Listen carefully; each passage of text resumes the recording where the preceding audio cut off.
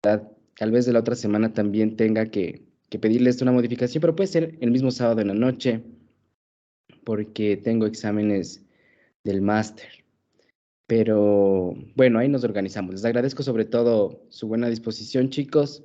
El tema de hoy es bastante entretenido, me parece que es muy, muy útil porque es algo que ustedes van a ver bastante ya en su medicatura rural, que como les siempre vuelvo y les repito, está a puertas, están a un año, que es del internado, de ya ir y enfrentarse ustedes mismos a pacientes, a enfermedades, a situaciones y todo el bagaje de conocimientos que han adquirido en estos años va a ser lo único con lo que ustedes puedan contar.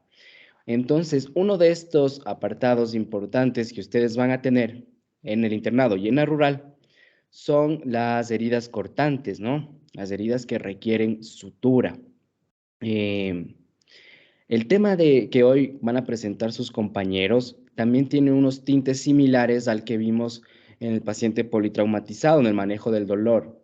Si bien tiene algo similar, el enfoque que le ha dado a sus compañeros es distinto, no estaríamos hablando de un dolor de severo, ¿no? De un dolor severo, de 8, 9, 10 en la escala de EVA. Vamos a hablar de un dolor más bien moderado y cómo manejar esa analgesia, que de hecho esa es la analgesia que ustedes van a manejar en la mayoría de su práctica, ¿no? Pocos vamos a tener que prescribir fentanil, ¿no? Los que vayan a hacerse anestesiólogos, oncólogos o médicos internistas posiblemente, y los cirujanos. Todos los demás nunca nos acercaremos al fentanil, a la buprenorfina, a la morfina, ¿no? Entonces el caso de hoy es bastante interesante, bastante didáctico y por eso les quiero pedir que estén bastante atentos porque eh, cortados, lastimados, personas que requieran sutura va a ser su pan de todos los días. Entonces, eso chicos, les agradezco nuevamente y que empiece el grupo, por favor chicos, proyectando y vamos a dar inicio a la clase.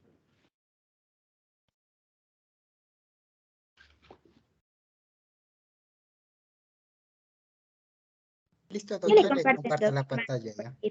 Ok, gracias.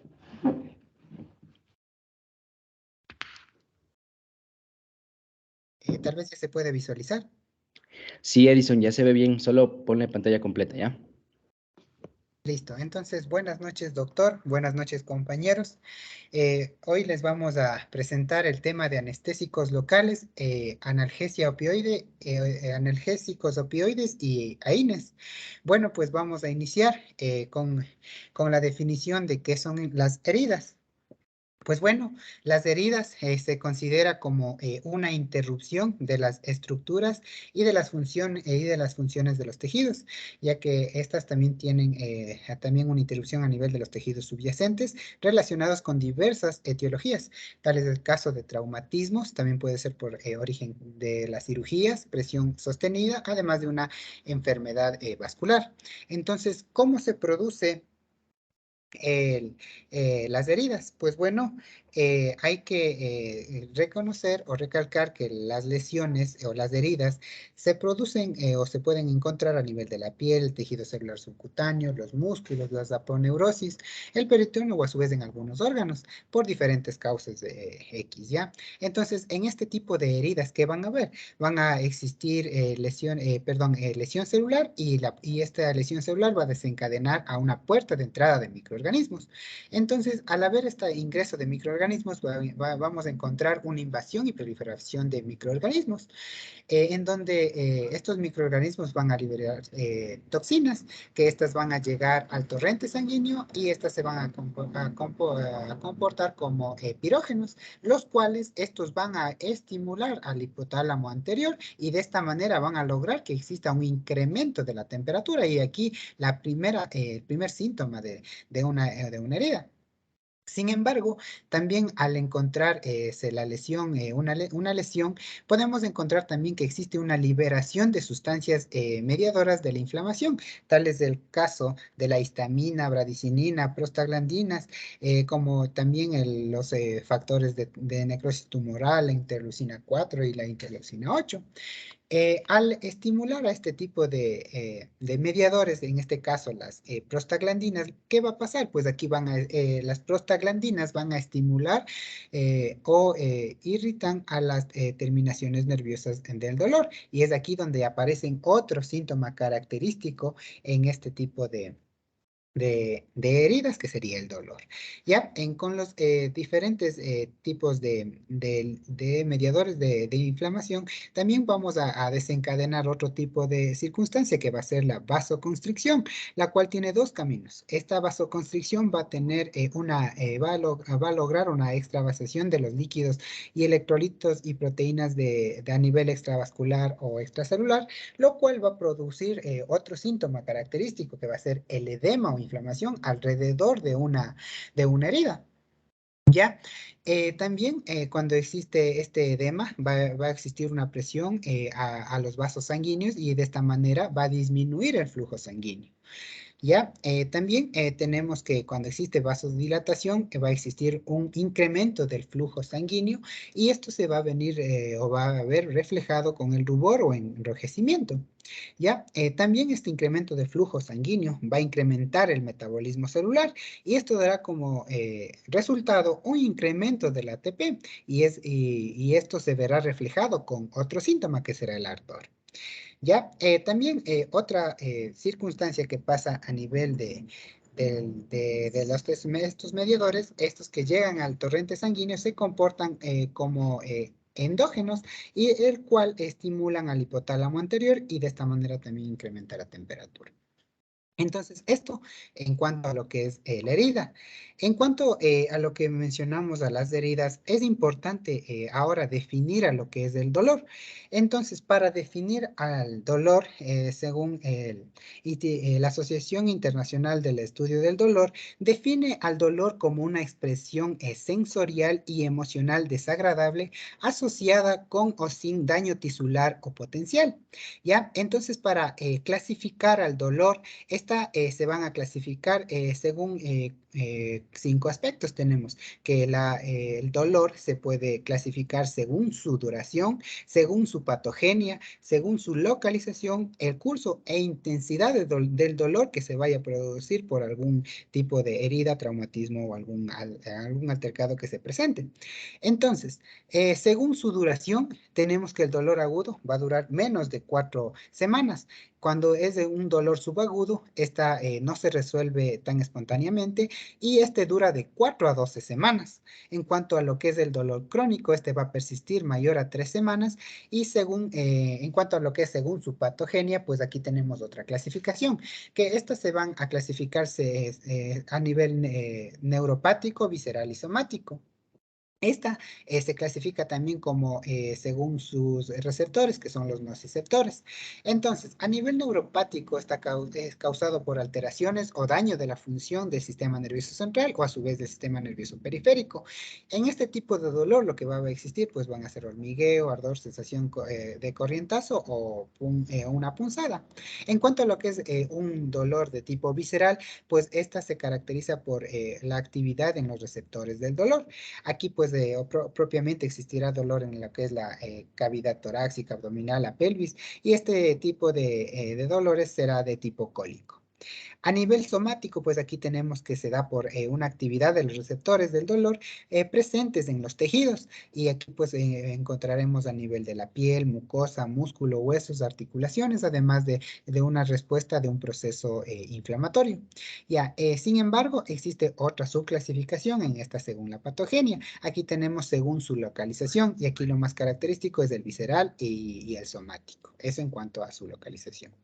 Y en cuanto a según el curso, pues aquí tenemos dos, si es continuo o es interruptivo, en el cual en el continuo es que va a ser que persiste a lo largo del día, el irruptivo será el que existe una exacerbación transitoria del dolor, es decir, que se presenta unos días y el otro es como que desaparece. ¿Ya? Y según su intensidad, pues podemos encontrarlo de leve, moderado, severo. Y esto se va a detallar según cómo limitará su actividad funcional al diario vivir. Por ejemplo, el leve puede realizar las actividades de manera habitual. El moderado, este es cuando ya interfiere con sus actividades habituales, y el severo, pues este ya afecta en su diario vivir e incluso puede interferir ya en sus horas de descanso. Entonces, para hablar del dolor nuevamente, como en clases, en la clase anterior de politraumatismo, volvemos a ver aquí a la escala del dolor. Sin embargo, aquí les he puesto, según una guía que hemos revisado, tenemos que, para evaluar el dolor, tenemos tres escalas para evaluarla. Tenemos la escala de calificación verbal, que como podemos ver en el gráfico central, el de color verde, esta las va a clasificar en, mm, en varios parámetros, digamos así. El número 1 cuando no tiene ningún dolor, muy severo en 2, en un dolor de tipo templado va a ser de 3, un dolor moderado de 4, el severo de 5 y el muy severo de 6. En cuanto a la escala de calificación numérica, pues este va a ser de la misma manera, similar a lo que es la escala visual analógica. Entonces, esto un breve recuerdo de lo que hemos hecho, lo que vimos en las clases pasadas. Ya, igual de la misma manera, aquí vemos la escala analgésica de la OMS, en la cual también ya los vimos anteriormente. Sin embargo, aquí vamos a considerar un cambio adicional, pero estas las detallaré más a continuación. Solo les mencionaré a breves rasgos que en clases pasadas había ¿cómo decirlo?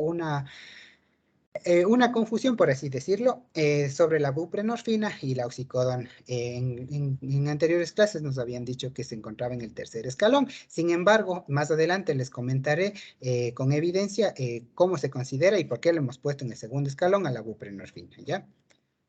Y además, para evaluar la evaluación del dolor, tenemos otra escala, que es la escala del impacto funcional del dolor, denominada también como escala de la actividad funcional FAS, el cual mide las limitaciones que van a tener, que van a desencadenar el dolor. Tenemos en el nivel A, cuando no existen limitaciones debido al dolor; el nivel B, cuando existe limitación leve, es esta incluso capaz de complementar, de complementar la actividad, y es un dolor leve a dolor severo en el proceso. Y el nivel C también tiene una limitación significativa, es decir, que no puede completar la actividad, ¿ya?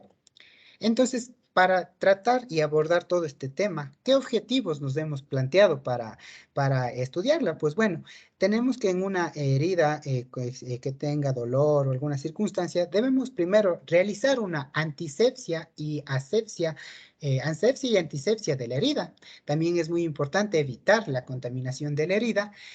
También a nivel del dolor, vamos a tratar de disminuir la intensidad del dolor, disminuir la duración del dolor y eliminar como tal el dolor. Ya, continuando con lo que es la selección del medicamento P, vamos a tener nuestro inventario de grupo farmacológico. Con el que vamos a empezar son los anestésicos locales. Aquí nosotros vamos a tener los ésteres y las amidas. En los ésteres vamos a tener el representante, que es la procaína, el cual no se encuentra en el Cuadro Nacional de Medicamentos Básicos ni en farmacias. Mientras que las amidas vamos a tener lo que es la lidocaína, la bupivacaína y la mepivacaína. La lidocaína y la bupivacaína se van a encontrar tanto en el Cuadro Nacional de Jessica, Medicamentos Básicos. bupivacaína. Dame un segundito ya.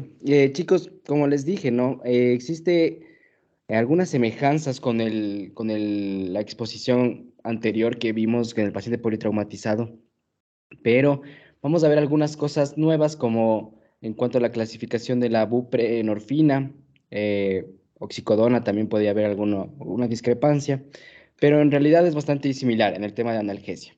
Ahora van a ver que nosotros nos vamos a centrar también con sus compañeros mucho en el manejo de las heridas. Y aquí es donde Jessica nos está empezando a comentar sobre los anestésicos locales, que es más o menos alrededor o la piedra angular de este caso. Sí, adelante, Jessica. Ya, como les mencionaba, la lidocaína y la bupivacaína vamos a encontrarlos tanto en el Cuadro Nacional de Medicamentos Básicos como en farmacias, mientras que la mepivacaína no se va a encontrar, ¿no? ¿Sí, Belén? Ya, hablando de los ésteres, vamos a tener lo que es la procaína, y Su eficacia va a ser que nos va a servir para anestesia de infiltración subcutánea, también va a tener una acción rápida y de poca duración, y esta va a tener una vida media de 0.5 minutos, ¿sí? También es muy importante mencionar que la vida media de los ésteres en general es muy breve, ¿no? En otras bibliografías nos mencionaba que casi un minuto. En cuanto a su seguridad, vamos a tener que va a presentar efectos a nivel del sistema nervioso central, como mareos, temblores, convulsiones, somnolencia o coma. A nivel cardíaco pueden presentar depresión miocárdica, bradicardia, arritmias. A nivel respiratorio, depresión respiratoria. También pueden presentar náuseas, vómito o, entre otros, tinnitus y visión borrosa. En las contraindicaciones son la hipersensibilidad a este tipo de ésteres. En la precaución, en cambio, hay que evaluar el riesgo-beneficio en lo que son hemorroides, en infección local, en mucosa traumatizada o cuando se hace el uso de antiarrítmicos. La dosis vamos a tener sin epinefrina de 7 miligramos por kilogramo, ¿sí? Y con epinefrina de 9 miligramos por kilogramo vamos a tener un costo de $4.72 en la procaína al 2%. Aquí, Jessica, todavía no le pases un segundito. Chicos, aquí vamos a ver una consideración con el resto de anestésicos locales, ¿sí? Existe la combinación del anestésico local, ya sea proca, bupi, lido, con epinefrina. Esto tiene algunas funciones que seguramente nos hablarán sus compañeros, pero entre ellas, la primera es provocar vasoconstricción de los pequeños capilares que están allí y que haya menos sangrado y podamos realizar el procedimiento de sutura de una manera más fácil. También que al producir vasoconstricción permite que el anestésico dure un poco más de tiempo, ¿no es cierto? Para que se quede actuando localmente y no se riegue sistémicamente. Y también tiene esa función, ¿no? Vasoconstricción, que dure un poco más. Me parece que hay alguna otra que se me escapa, tal vez ya la voy a recordar. Pero entonces siempre van a encontrar ya en la forma farmacéutica con epinefrina o sin epinefrina, y eso es algo crucial que van a ustedes que necesitar abordar cuando vayan a hacer su sutura, ¿no? Entonces ustedes pueden pedir lidocaína con epinefrina o lidocaína sin epinefrina, dependiendo del procedimiento que vayan a hacer. Y teniendo en cuenta eso, se modifican algunas cosas, como miren, incluso la dosis máxima se modifica, la duración se modifica, ¿sí?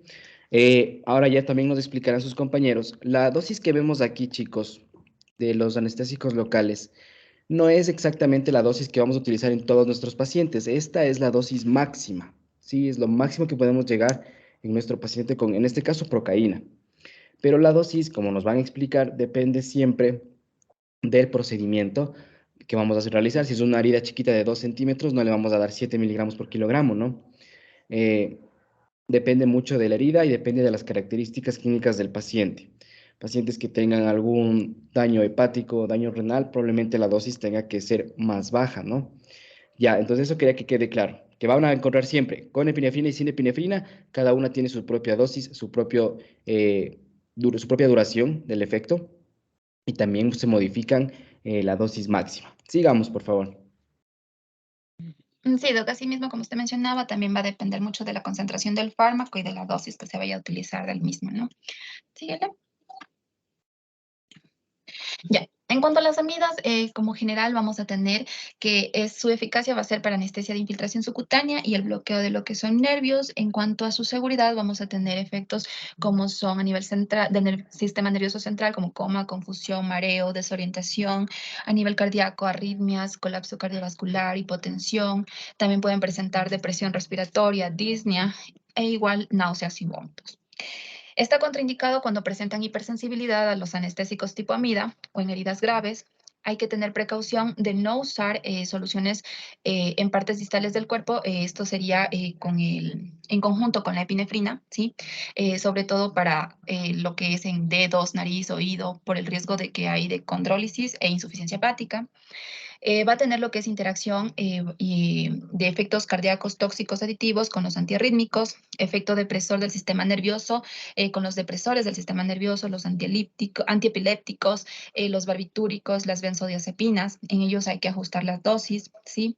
Y también va a potenciar el efecto de los bloqueantes neuromusculares. En cuanto a las dosis. Jessica, ¿me puedo acotar una cosa? Verán, Así como les dijo Jessica, chicos, algo que clásicamente ustedes, y les van a enseñar así, todos los anestésicos locales combinados con epinefrina no se utilizan en los apéndices del cuerpo, no se utilizan en dedos, en nariz, en orejas, por este riesgo, no estamos provocando vasoconstricción, hay riesgo de isquemia, condrólisis, como decía en el caso de oreja, nariz. Sin embargo, chicos, y eso les comento a los del grupo porque esto no sabía el día que nos reunimos, he estado leyendo también en este tiempo. Las revisiones sistemáticas, los últimos metaanálisis no demuestran una asociación real de este peligro, ¿no? Pero los mismos artículos te mencionan que clásicamente, o sea, de manera anecdótica, se ha recomendado, se ha desalentado su uso en estas regiones corporales que les comento. Sin embargo, parece que la evidencia dice que tal vez pueda que no exista tanto riesgo como se mencionaba, pero chicos, si es que ustedes me permiten darles un consejo entre jugarnos a ver si es verdad lo que dice la evidencia, la medicina basada en evidencia, en este momento, ¿no? Que les digo, clásicamente por 100 años nunca se ha puesto ahí con epinefrina. Y ahora que se empiece a poner, yo esperaría que evolucione un poco más de evidencia, que realmente nos diga que no existe riesgo, que esté súper comprobado eso, para ponerme a meter un alido con EPIP, una sutura de dedo, ¿no? Entonces eso solo les quería dejar una duda. Si es que algún día encuentran un artículo que menciona que sí, que no pasa nada poner lidocaína con epinefrina en apéndices del cuerpo o en estas regiones sensibles, pues puede ser eso, ¿no? Ahorita, como ustedes saben, en medicina, en la ciencia, en realidad todo evoluciona. Si pocas cosas no encuentran ningún cambio a lo largo del tiempo. Pero bueno, eso les dejo ahí como una curiosidad. Si me preguntan a mí, no lo haría. Pero pues tenemos que estar pendientes de cómo evoluciona la evidencia, ¿no? Sigamos. Ya, Doc, las dosis les voy a hablar más adelante y el costo de estos fármacos varían de $3.60 hasta 12,92. ¿Sí? Ya, como nosotros hicimos una recopilación así general por grupo farmacológico, vamos a elegir el grupo dependiendo de la eficacia, la seguridad, la conveniencia y el costo de estos y nuestro fármaco, dale un clic más, por favor, elegidos son las aminas. ¿Síguele? Ya, entonces aquí vamos a hablar de cada uno de nuestros fármacos del grupo amidas, empezando por la lidocaína, ¿no? Este va a actuar a través del bloqueo de canales de sodio de la membrana celular de neuronas periféricas sensitivas y va a impedir lo que es el movimiento de iones de sodio y potasio a través de los receptores del nervio. Va a tener una administración tanto intramuscular, subcutánea, intradérmica, epidural o intravenosa. Va a tener una semivida de 30 minutos y una eliminación que esta va a ser renal. Su eficacia es, como les mencioné, en general anestesia de infiltración subcutánea y bloqueo de los nervios. Tiene un inicio de efecto de 2 a 5 minutos y la duración de este va a ser de 1 a 2 horas. En cuanto a los efectos, vamos a tener tantos del sistema nervioso central, cardíacos, respiratorios y gastrointestinales, como ya les había mencionado. En cuanto a las contraindicaciones, de igual manera van a ser hipersensibilidad a los anestésicos tipo amida y las precauciones, como les mencioné, con epinefrina, pero igual, como mencionó el doc, aún falta investigar más para certificar de que tal vez no haya riesgo con estos, ¿no? Las dosis vamos a tener con epinefrina, líquido parenteral al 1% más 200.000 unidades de epinefrina en dosis de 7 miligramos por kilogramo, ¿sí? Y todo esto va a depender de la concentración o del.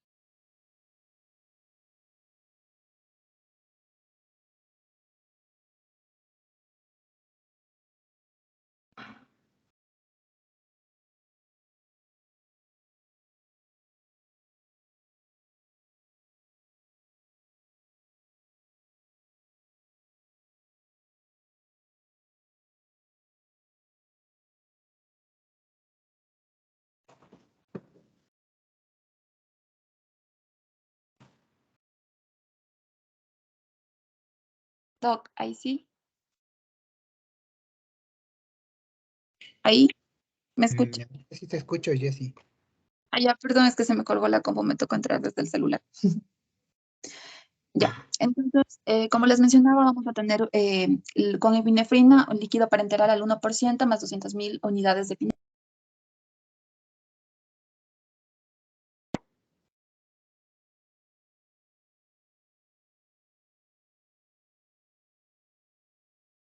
Jessy.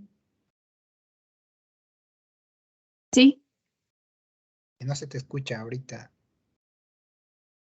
¿Hasta dónde se me escuchó? Ahorita te vuelvo a escuchar. Ah, ya. A ver, entonces tenemos que sin epinefrina vamos a tener un líquido parenteral al 2% en una dosis de 4.5 miligramos por kilogramo. Y también la dosis máxima de este va a ser de 4.5 a 7 miligramos por kilogramo, ¿no? El costo de este va a ser de $1.41 en dosis del 2%. Tenemos también lo que es la bupivacaína, que va a bloquear lo que es la iniciación y la conducción del impulso nervioso al disminuir la permeabilidad de la membrana neuronal a lo que son los iones de sodio, lo que va a inhibir la despolarización y el bloqueo de la conducción. Vamos a tener presentaciones Y esto intramusculares. parece que no nos escuchan. Voy a dejar de compartir. Estaba escuchando bien. Sí se escucha porque están en el grupo que no se escucha, dice. Bueno, yo sí escuché, Pero ¿no? tú, O sea, un tiempo sí hubo que no escuchaba, pero ahorita sí está bien. Entonces, ¿sí ah, está? no sé.